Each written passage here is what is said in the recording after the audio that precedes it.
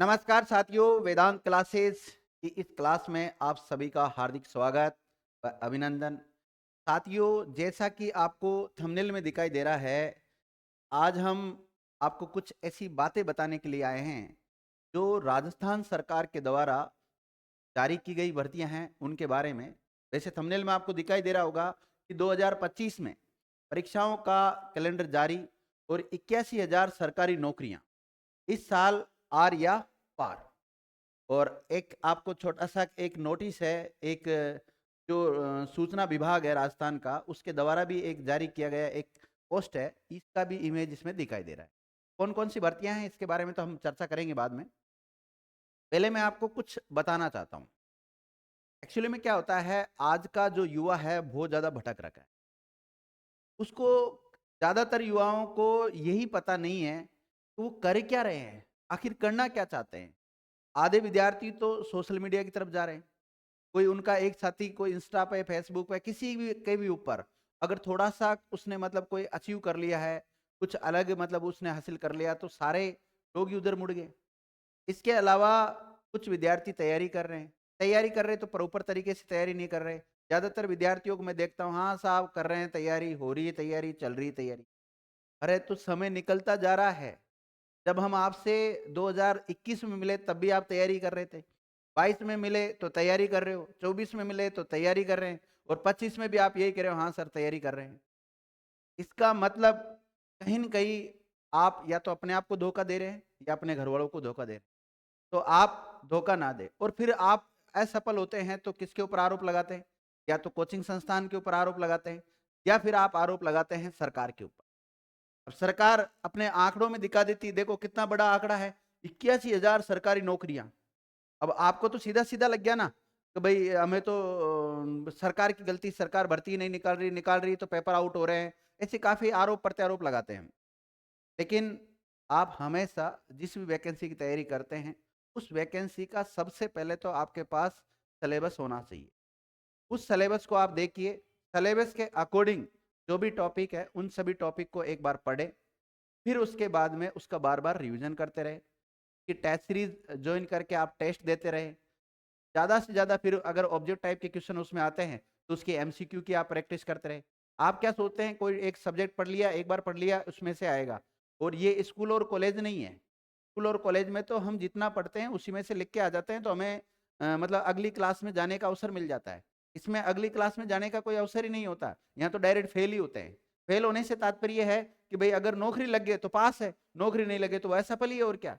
सफल उनको ही माना जाता है जो नौकरी लग जाते हैं यहाँ पर तो। ठीक है, और समाज भी उन्हीं लोगों की इज्जत करता है जो सफल हो जाते हैं। बाकी आपने देखा होगा कई असफल विद्यार्थी वास्तव में मेहनत भी करते हैं, लेकिन कुछ, चलो छोटा मोटा ये कह सकते हैं हम, किस्मत के भरोसे वो रह जाते हैं। वहां पे लक फैक्टर काम करता है, लेकिन ज्यादातर मेहनत का रोल है। 99.99% मेहनत का रोल है। तो जो व्यक्ति मेहनत करता है वो एक दिन सफल जरूर हो जाता है।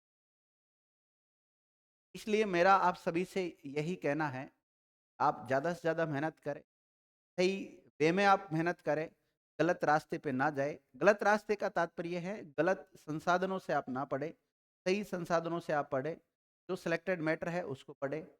बाकी ये कंपटीशन का इतना भयंकर जाल है, इसमें ऐसे फंसोगे, कब 2-3 साल निकल जाएगा पता ही नहीं चलेगा, और लास्ट में बेरोजगार और रह जाओ। क्योंकि जब स्टार्टिंग में हम तैयारी चालू करते हैं तो हमें पूरा जोश रहता है कि बस नौकरी लगनी है, नौकरी लगनी है। तो हम पहली बार में बहुत अच्छा पढ़ लेते हैं, फिर उसके बाद में नहीं पढ़ पाते इतना ज़्यादा जितना होना चाहिए। और फिर कई बार हम जैसे कंपटीशन की तैयारी करते हैं, लाइब्रेरी में बैठ के पढ़ते हैं, सेल्फ स्टडी करते हैं, कई ऐसे यार दोस्त मिल जाते हैं जिनके साथ हम घूमते फिरते हैं, तो फिर वहाँ पर और भी ज़्यादा माहौल खराब हो जाता है। यारी दोस्ती कंपटीशन वाले विद्यार्थी को ना के बराबर लोगों से नहीं चाहिए। क्योंकि हो सकता है आज आपकी इच्छा नहीं घूमने की, लेकिन आपके दोस्त की तो है ना, तो आप उस दोस्त के साथ चले जाओगे। फिर आपको 4 दोस्त आगे और मिलेंगे, उनके भी दोस्त बनते जाएँगे, तो ऐसा आपका एक फील्ड बन जाता है, दोस्ती का फील्ड बन जाता है। लेकिन आप गाँव से या जहाँ से भी आप रहते हैं, वहाँ से जब आए थे, तो आपका उद्देश्य क्या था? केवल नौकरी। अब आप अपने जो मूल उद्देश्य है उससे भटक गए और दूसरे उद्देश्य में लग गए। अलग-अलग लोग अलग-अलग सोच के होते हैं, अलग-अलग लोगों की फैमिली स्थिति वो भी अलग-अलग होती है।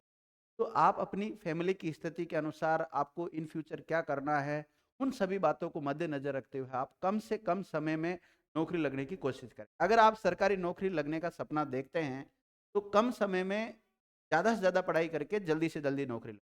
मेरा कहने का मतलब तो ये, सरकार तो अपने आंकड़ों में दिखा देगी, सरकार तो कह देगी हमने 81,000 सरकारी नौकरी हेतु परीक्षा कैलेंडर जारी कर दिया, ये लो इतनी बड़ी भर्ती है, एक सोचे हम 81,000 बहुत बड़ी बात है।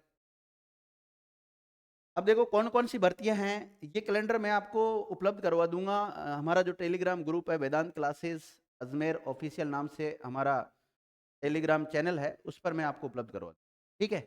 बाकी यहाँ पर बता देता हूँ थोड़ा बहुत कौन कौन सी भर्तियों के बारे में ये जारी किया गया है। तो सरकार के जो 1 साल का कार्यक्रम हुआ है उसको सूचना एवं जनसंपर्क विभाग राजस्थान के द्वारा जारी किया गया है। और इनका कहना है कि सरकार ने अपनी जो जिम्मेदारी है उसको निभाया है, हर घर खुशहाली पहुंचाई है। सरकार के प्रथम वर्ष में लगभग 47,000 नियुक्तियां प्रदान की गई है और 12 जनवरी को लगभग 13,500 और नियुक्तियां पत्र जारी कर दिए गए हैं कि 12 जनवरी तक दे दी जाएगी उनको। और 15,000 नियुक्तियों हेतु परीक्षा आयोजित परिणाम शीघ्र होगा।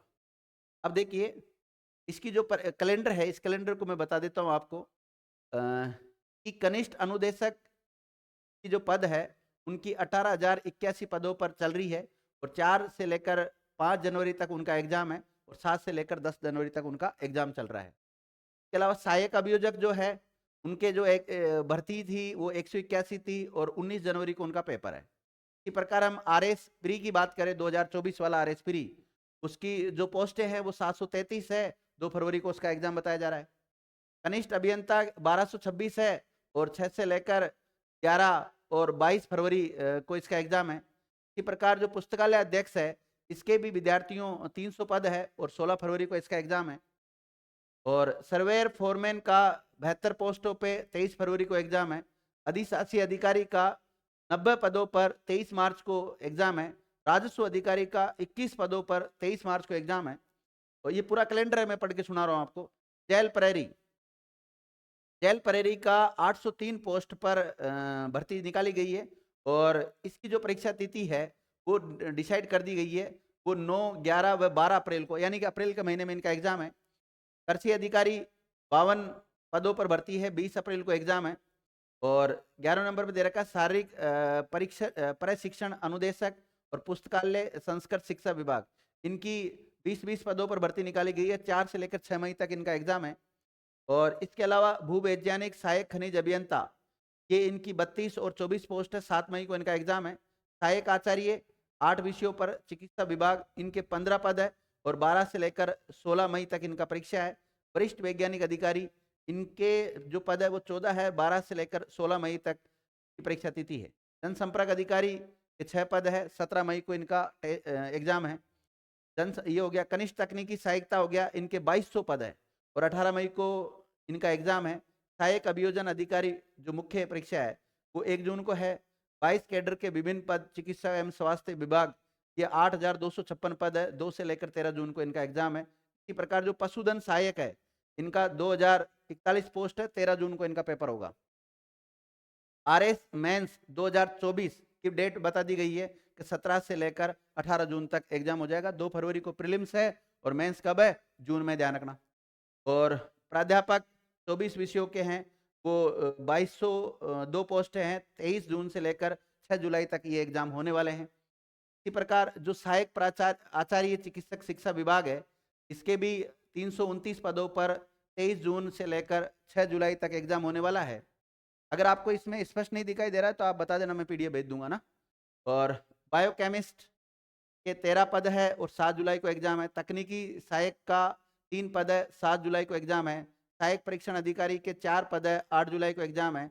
कनिष्ठ रसायनज्ञ 1 पद है, 8 जुलाई को एग्जाम है। सहायक निदेशक 9 पद है, 9 जुलाई को एग्जाम है। अनुसंधान सहायक, देखो विद्यार्थियों पद तो बहुत ज्यादा है, ऐसा नहीं लग रहा आपको जैसे 1, 2, 3, 4, 5, 6, 7, बहुत ज्यादा संख्या में पद निकाले हैं।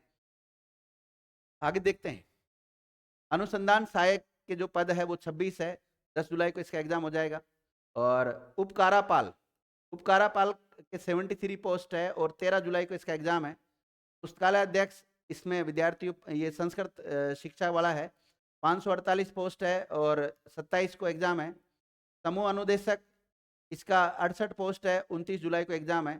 सहायक मत्स्य विकास अधिकारी के 8 पद है, 29 जुलाई को एग्जाम है। इसी प्रकार उपाचार्य अधीक्षक कौशल रोजगार उद्यमिता विभाग में 36 पद निकाले गए हैं। 30 जुलाई से लेकर 1 अगस्त तक इनकी परीक्षा चलेगी। एनालिस्टिस्ट कम प्रोग्राम के 45 पोस्टें हैं, 17 अगस्त को एग्जाम है। इसी प्रकार वरिष्ठ अध्यापक के 2129 पोस्ट है, 7 से लेकर 12 सितंबर तक इनकी परीक्षा होगी। संरक्षण अधिकारी 4 पोस्ट है, 13 सितंबर को होगी। चतुर्थ श्रेणी कर्मचारी के 52,453 ही अभी तक, तो हालांकि इनको बढ़ाने की बात चल रही है। बहुत बड़ी भर्ती विद्यार्थी, मैं तो कहता हूँ चतुर्थ श्रेणी कर्मचारी की तैयारी कर लो। 18 से लेकर 21 सितंबर तक इसकी परीक्षा होगी। और सहायक अभियंता जो परीक्षा है, कि जो पद है वो 1014 है, 28 सितंबर को एग्जाम बताया जा रहा है। और सहायक सांख्यिकी अधिकारी के 43 पोस्ट है और 12 अक्टूबर को इसका एग्जाम है।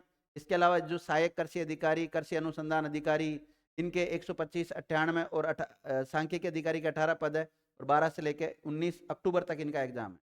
साथ ही में सब इंस्पेक्टर दूरसंचार विभाग या दूरसंचार में जो आए हैं वो 98 पोस्टों पर 9 नवंबर को एग्जाम होगा। कब होगा? 9 नवंबर को एग्जाम होगा। और इसके अलावा वाहन चालक के 2756 हैं और 22 से लेकर 23 नवंबर तक होगा। सहायक आचार्य उच्च शिक्षा में 576 पद है, 1 से लेकर 24 दिसंबर तक है। पूरे साल का कैलेंडर बता दिया गया है कि जो एग्जाम होंगे इस बार। उस ये भजनलाल जी सरकार का 1 साल के कार्यकाल के दौरान जो नियुक्तियां दी गई, जो भर्ती निकाली गई, उनके बारे में विवरण है।